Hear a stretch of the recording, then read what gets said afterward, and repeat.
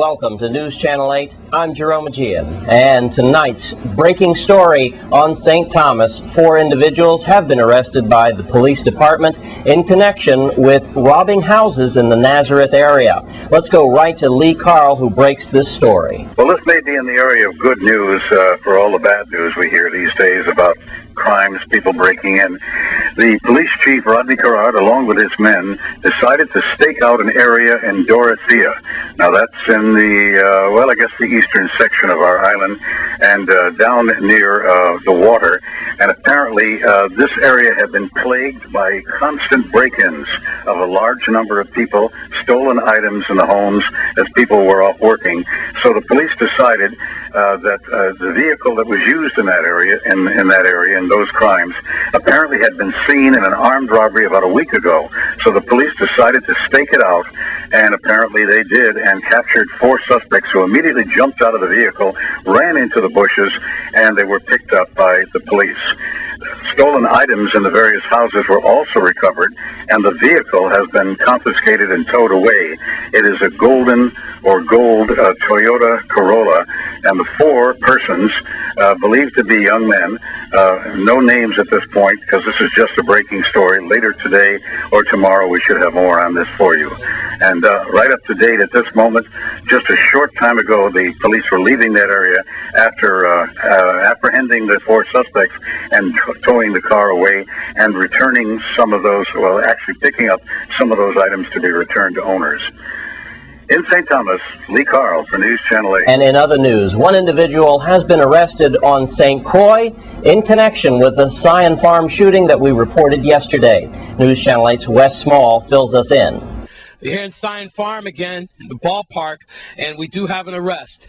Remember yesterday that I reported a 23-year-old man was shot in both shoulders in this area?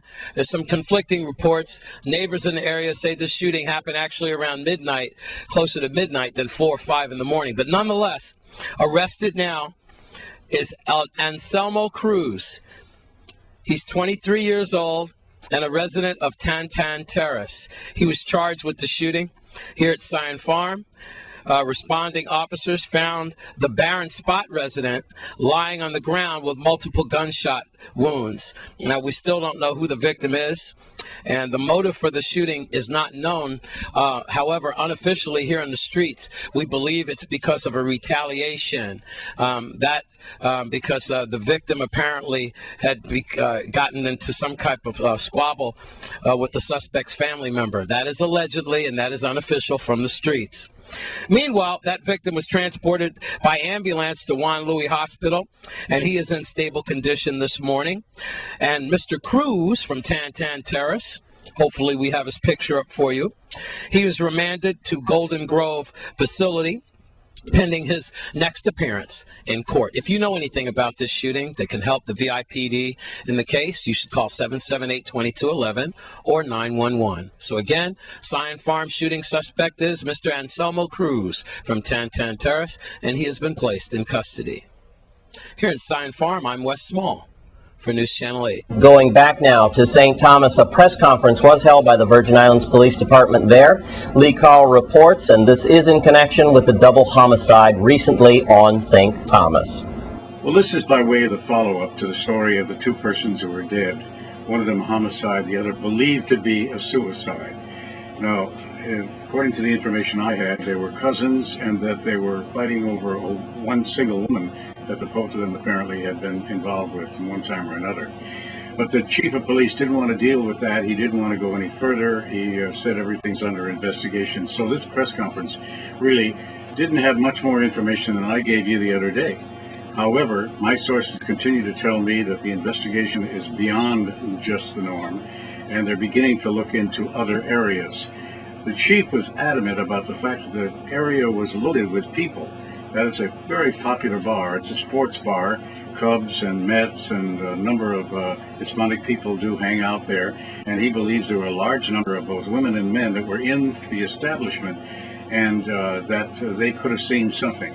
Here's the opening of the press conference as the chief once again said that information was sketchy at this time. The investigation was underway. In fact, as a matter of fact, they couldn't even give out the names because next of kin are not notified because the next of kin are all filed. At approximately 1:28 morning, an individual called 911 reported there was a shooting in the vicinity of the Double Play bar, which is located at Lower Crown Princess Gata. Police officers from Richard Call Command responded, and upon arrival found there were two individuals who appeared to have gunshot wounds. Emergency medical technicians responded and found that both victims had no signs of life. From preliminary observation, it appeared that both victims had been shot at least once to the head. The medical examiner will determine at the time of the autopsy the cause of death and the number of gunshot wounds. I'm asking for witnesses to this shooting to please come forward with any information they may have about the shooting. We know that there were many patrons present at the business when this occurred. Anyone with information can call the Major Crime Unit 715-5548. Correction, that's my office number, 715-5545, 715-5543. Or they can call my office at 715-5548, or of course 911.